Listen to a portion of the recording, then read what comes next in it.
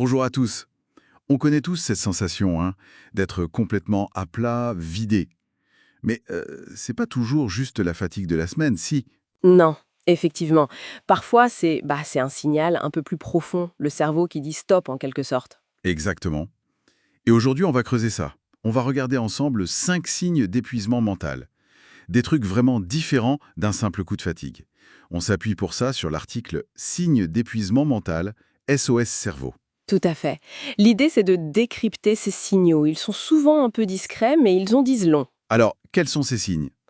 On va parler de cette fatigue qui lâche pas même après du repos. De l'hyperréactivité émotionnelle aussi, Ah oui, pleurer pour un rien ou s'énerver très vite? c'est ça. Et puis, ce sentiment un peu bizarre d'être détaché, comme un robot. Les manifestations physiques aussi, on va en parler. Le corps qui réagit? Mhm. Et enfin, le dernier point, ce sont ces pensées un peu sombres, pessimistes, qui reviennent tout le temps. D'accord. Bon, commençons par le premier. Cette fatigue persistante. C'est pas juste j'ai mal dormi, c'est ça? C'est plus un brouillard dans la tête. Exactement. C'est une fatigue nerveuse en fait. L'article mentionne la psychologue Isabelle Métinier qui explique que nos fonctions intellectuelles, elles tournent au ralenti. D'accord. Et qu'est-ce qui se passe concrètement dans le cerveau? En gros, le stress chronique, ça vient épuiser nos réserves de neurotransmetteurs. Vous avez la sérotonine pour l'humeur, la noradrénaline pour l'énergie, la concentration. Ah oui. Le cerveau reste comme bloqué en mode alerte et ça vide les batteries, quoi. Les batteries biochimiques, je vois. C'est vraiment une fatigue qui vient de l'intérieur. Et le deuxième signe alors, cette hyperréactivité émotionnelle. Une petite remarque et hop, les larmes montent ou la colère explose.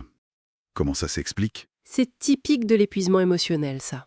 Le grand responsable, c'est souvent le cortisol. L'hormone du stress. Voilà. Quand son taux reste élevé trop longtemps, de façon chronique, le cerveau perd un peu sa capacité à bien gérer les réponses émotionnelles. James Morrison, un expert cité dans nos sources, il dit que c'est souvent un des premiers signaux visibles.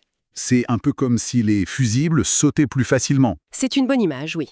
Et après cette tempête, parfois il y a ce calme un peu étrange, non? Ce vide. Oui, ça nous amène au troisième signe. Ce sentiment de détachement.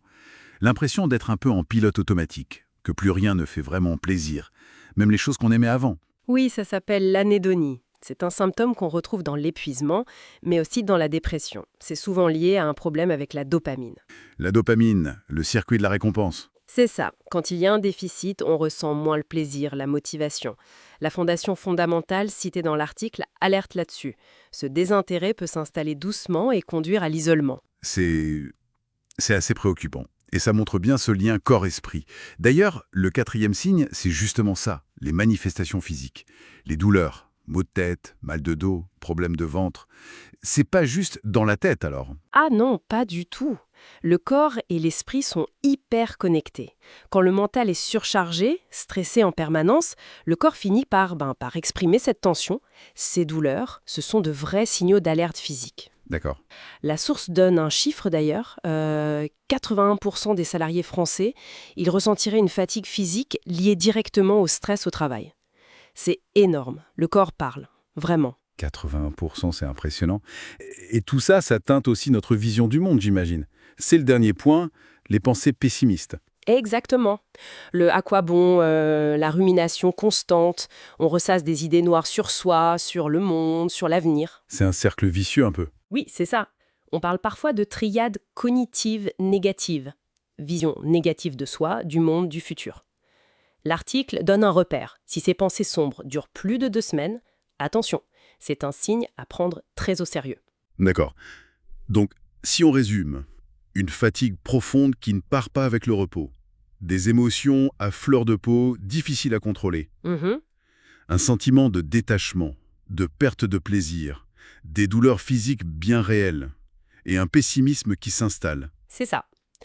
Et le message clé de nos lectures, c'est vraiment que reconnaître ces signes, surtout si on en a plusieurs, genre 3 ou plus, c'est pas du tout une faiblesse. Au contraire, Oui, c'est une info précieuse. C'est notre système nerveux qui dit attention, limite atteinte, écoute-moi. et il y a des pistes pour agir heureusement. L'article suggère des choses assez concrètes, non? Oui, des premiers pas, par exemple, déconnecter des écrans au moins 1 heure avant de dormir, essayer 10 minutes de respiration profonde chaque jour, Ou apprendre à dire non aussi, sans se sentir coupable. Des petites actions, mais qui peuvent faire une différence. Certainement. Mais ça ouvre aussi une question plus large, je trouve, en lien avec les pistes de recherche évoquées dans la source, au-delà de juste reconnaître les signes quand ils sont là. Oui, Comment est-ce qu'une meilleure compréhension de concepts comme la charge mentale, par exemple, pourrait nous aider, collectivement, mais aussi chacun de notre côté, pour transformer notre approche et peut-être prévenir cet épuisement avant même qu'il s'installe vraiment?